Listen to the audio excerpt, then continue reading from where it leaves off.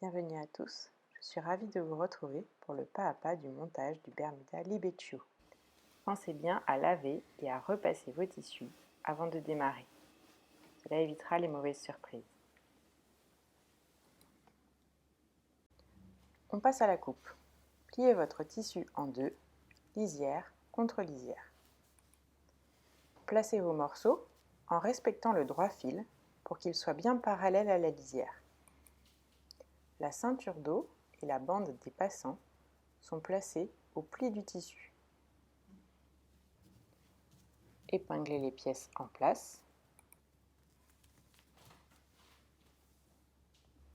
Les ceintures devant et le fond de poche dos ne seront coupés que dans une seule épaisseur. Vous pouvez couper au bord du papier, les marges de couture sont déjà incluses. Avant de désépingler, pensez à reporter les repères par un petit coup de ciseau dans la marge de couture.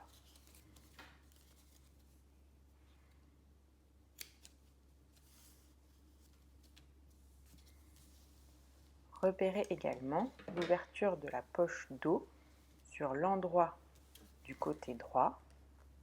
Pour cela, je plante des épingles aux 4 angles.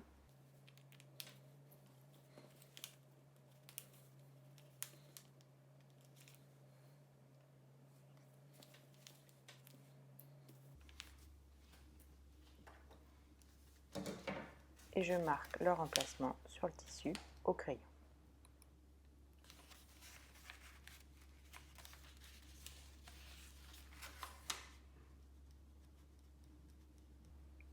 Je retrace ensuite l'ouverture de poche.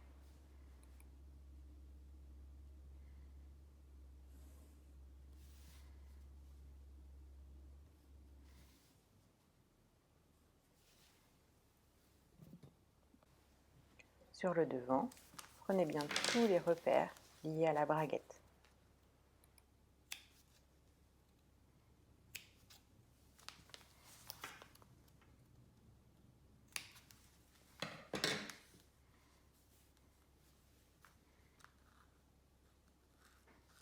Comme pour le dos, j'utilise une épingle pour le repère du bas de la braguette.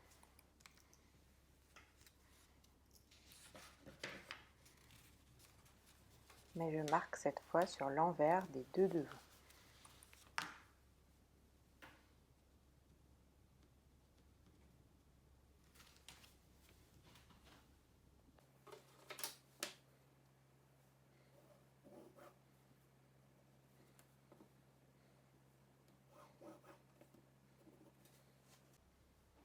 Lorsque vous désépinglez les ceintures, pensez à noter sur l'envers du tissu le numéro de la pièce. Pour la doublure, la ceinture dos est au pli, les revers et le fond de poche sont coupés à double, le fond de poche dos, les ceintures devant et le soupon sont coupés en une seule épaisseur.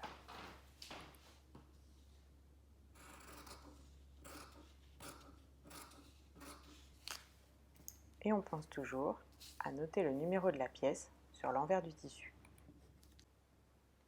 Dans le thermocollant, on aura besoin des ceintures devant et des ouvertures de poche devant et dos.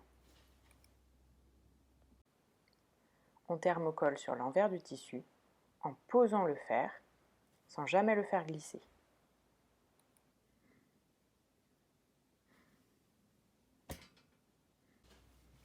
Pour la poche paysanne, on commence par surjeter ou zigzaguer le tour de la poche et du fond de poche. On vient ensuite les positionner endroit contre endroit de part et d'autre de la ligne du milieu de l'ouverture de poche.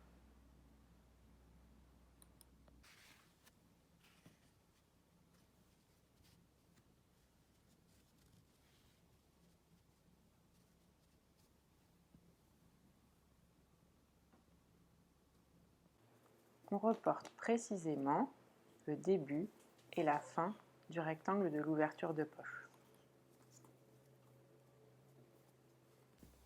On pique ensuite en commençant et en s'arrêtant précisément sur ces points. On pique à 0,5 cm du bord du tissu. Soyez très précis sur le début et la fin de votre couture, c'est ce qui garantit la réussite de votre poche.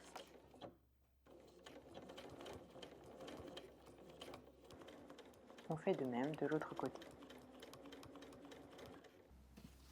On va fendre l'ouverture de poche sur la ligne du milieu du rectangle.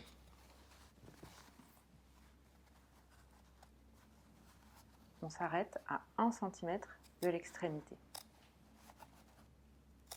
Puis, on vient fendre en diagonale dans les angles.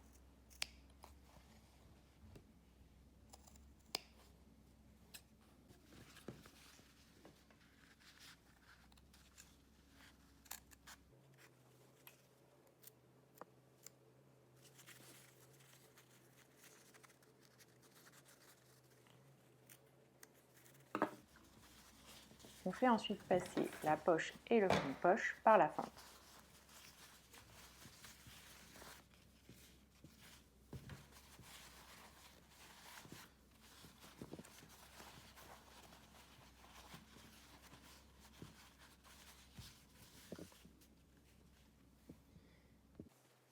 On va ensuite travailler au fer. On ouvre la couture au fer du fond de poche.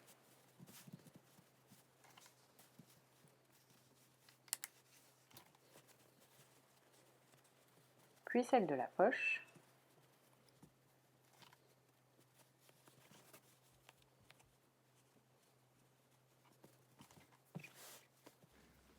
On va maintenant former le passepoil. On va plier le morceau numéro 5 de façon à remplir l'ouverture.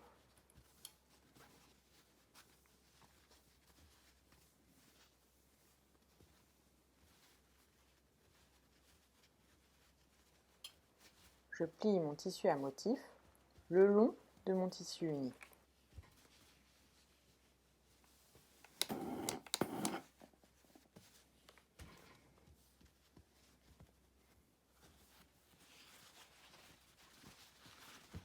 Sur l'endroit, je ne dois avoir que mon tissu à motif dans l'ouverture.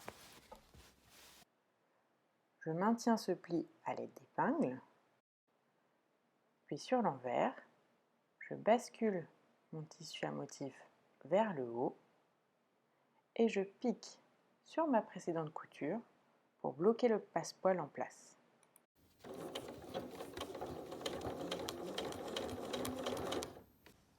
Au niveau des extrémités de l'ouverture, il faut maintenir le petit triangle. Il faut donc l'assembler avec le passepoil.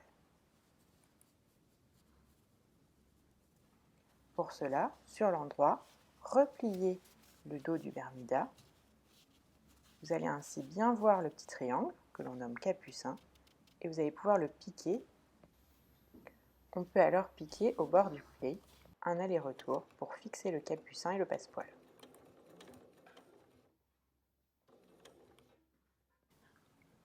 Il ne reste alors plus qu'à assembler la poche et le fond de poche sur les trois côtés à 1 cm du bord.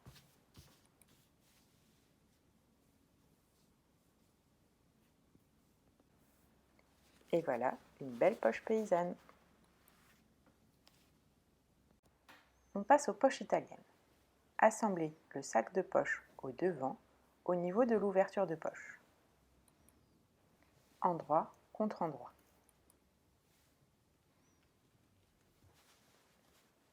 Ouvrir les coutures au fer, puis rabattre le sac de poche sur l'envers du devant, bien repasser.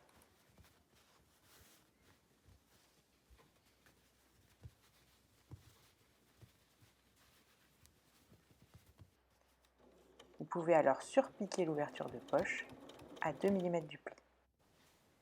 Assemblez ensuite la poche et le fond de poche, endroit contre endroit, au niveau de l'arrondi.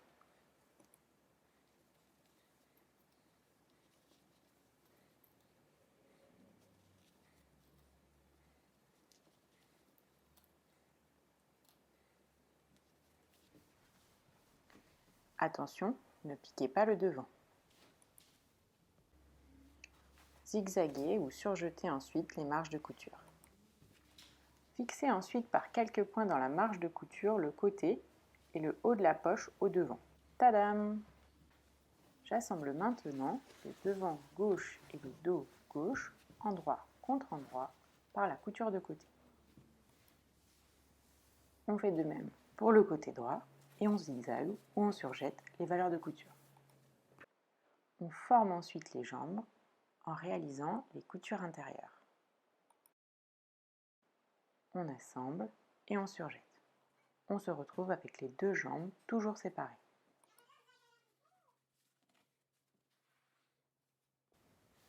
Pour assembler les deux jambes, on va retourner l'une d'elles sur l'endroit, puis la glisser à l'intérieur de l'autre.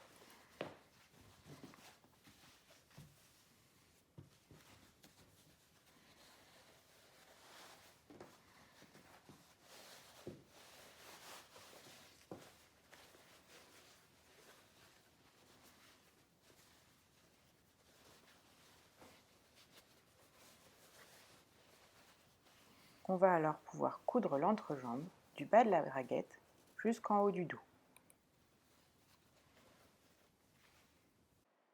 Respectez précisément le repère du bas de la braguette.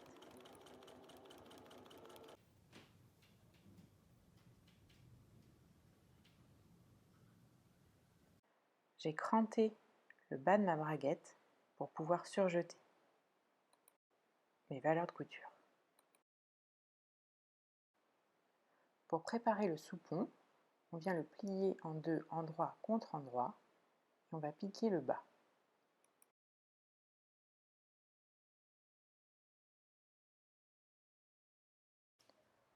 On retourne et on vient ensuite surjeter ou zigzaguer les deux longs bords ensemble.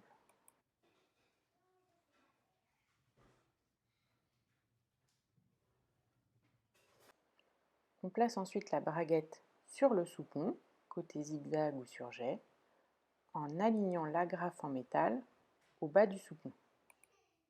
Mon zip est trop grand et trop vert, mais il est parfait pour la vidéo. On pique en place à 0,5 du bord.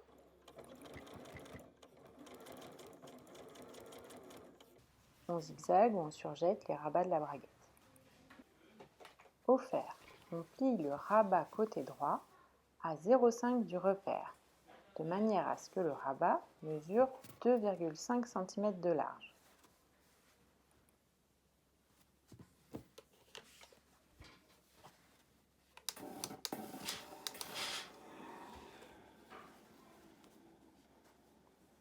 Côté gauche, vous ne voyez rien et je m'en excuse, on plie sur le repère de manière à ce que le rabat mesure 3 cm.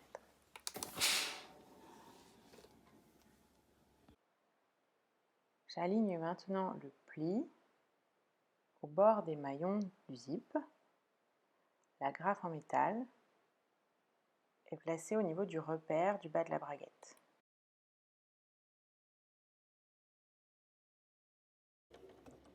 On pique ensuite à l'aide du pied de biche spécial fermeture éclair. On épingle ensuite les milieux devant, c'est-à-dire les repères. Il y a donc un chevauchement de 0,5 cm.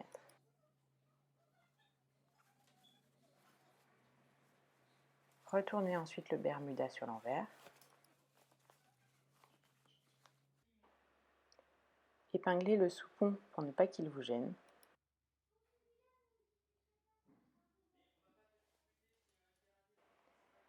Épinglez ensuite le deuxième côté du zip sur le rabat.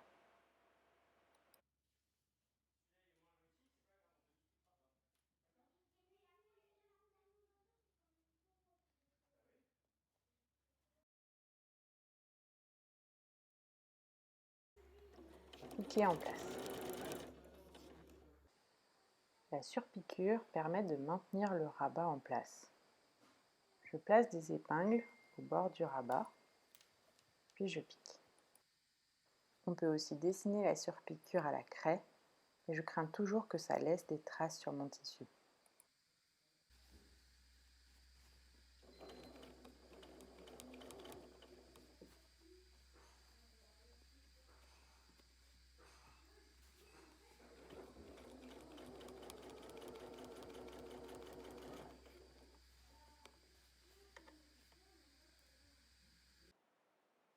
Il ne reste plus qu'à fixer le bas du soupon par quelques points dans la surpiqûre.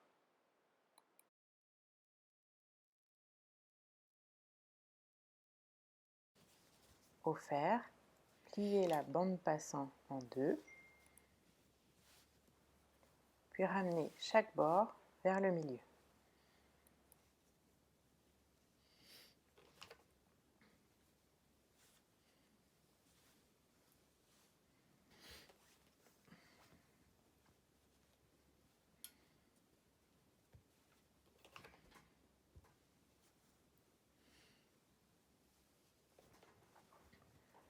Un dernier coup de fer pour bien placer tout le monde.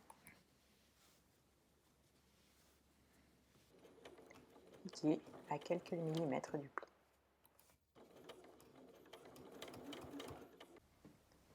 Coupez cette grande bande en 5 morceaux de 6 cm.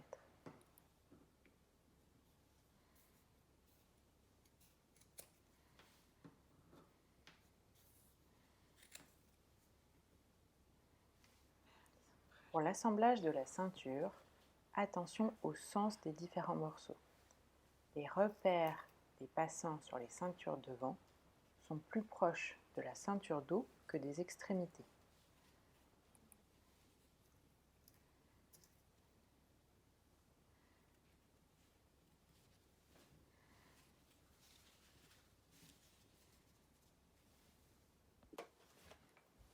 Ouvrir les coutures au fer.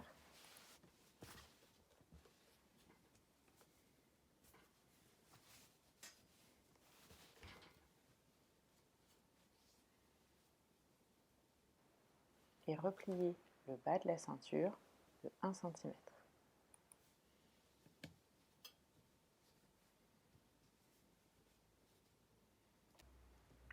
Sur l'endroit de la ceinture, placez les passants au niveau des repères et au milieu du dos.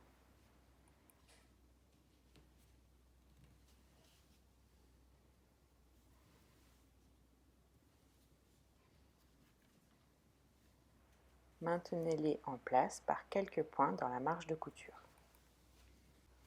Pour la doublure, repliez les valeurs de couture des côtés de 1 cm au fer.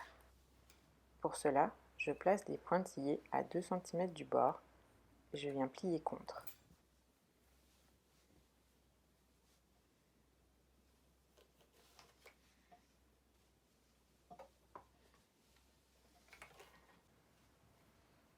Assemblez ensuite chaque morceau de doublure à la ceinture.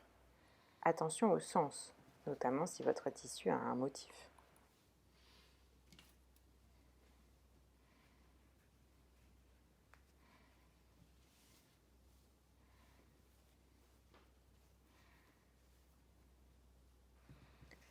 Placez les plis précédemment formés bord à bord.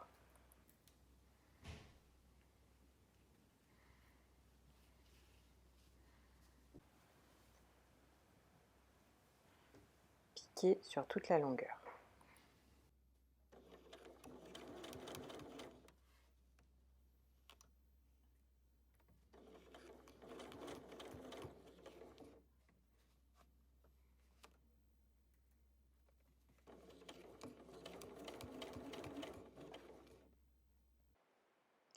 Assemblez la ceinture au bermuda, endroit de la doublure contre envers du bermuda. La ceinture doit dépasser d'1 cm à chaque extrémité.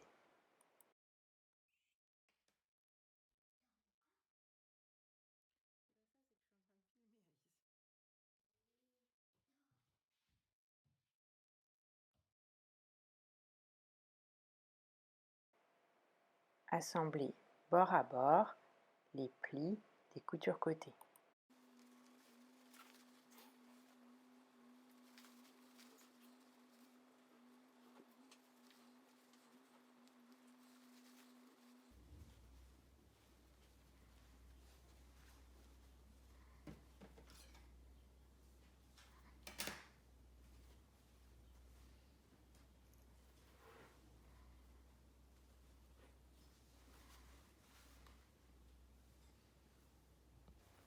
Après avoir cousu, vous pouvez couper la fermeture éclair si elle dépasse.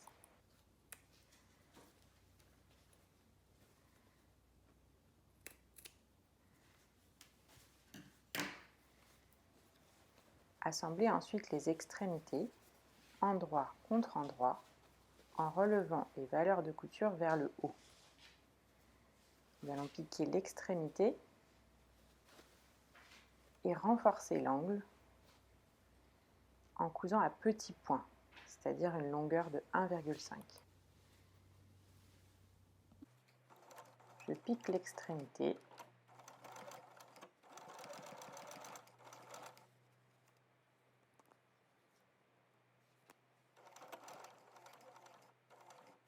je tourne à l'angle et je pique encore quelques centimètres. Je dégarnis les angles.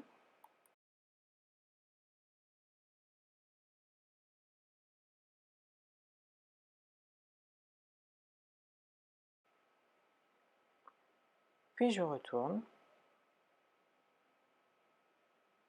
J'utilise un retourne-colle pour m'aider à bien sortir l'angle.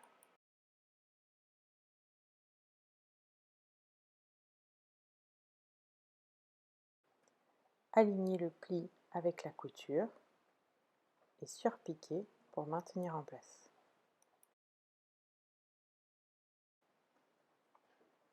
Glissez ensuite l'élastique dans la coulisse en passant par les ouvertures laissées sur les côtés.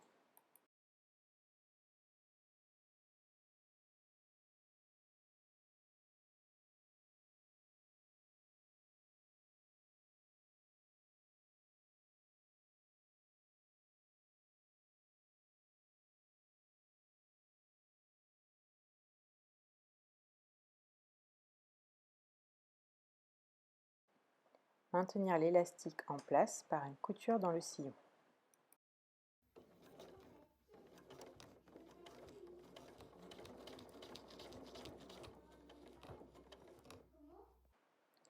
Rentrez l'extrémité de l'élastique dans la ceinture devant.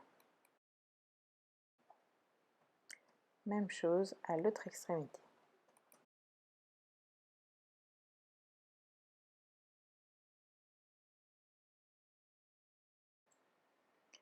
Assemblez les revers 2 à 2 sur les petits côtés.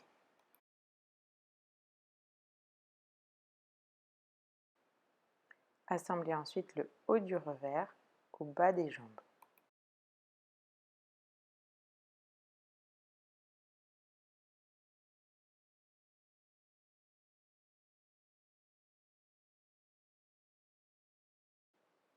J'utilise la fonction bras libre de ma machine, c'est plus commode pour tourner autour.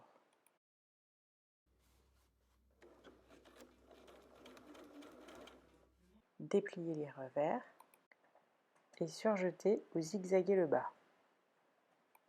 Tournez le Bermuda sur l'envers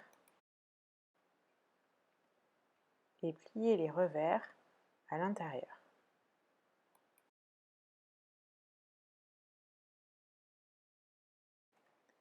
Aplatir au fer.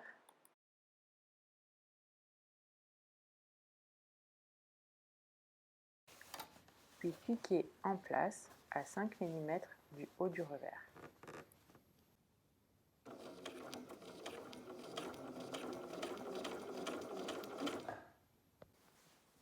Formez le revers au fer de manière à ce qu'il mesure 2,5 cm.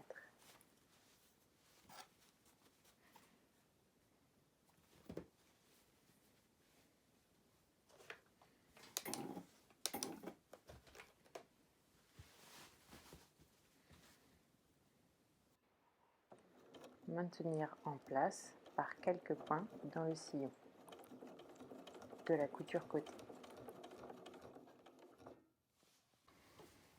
Pour les passants, repliez l'extrémité d'1 cm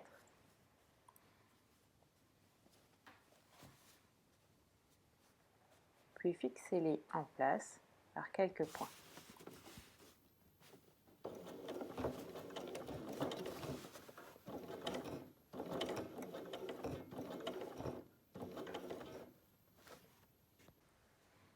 Il ne reste plus qu'à poser le bouton. J'ai pour ma part choisi un bouton pression.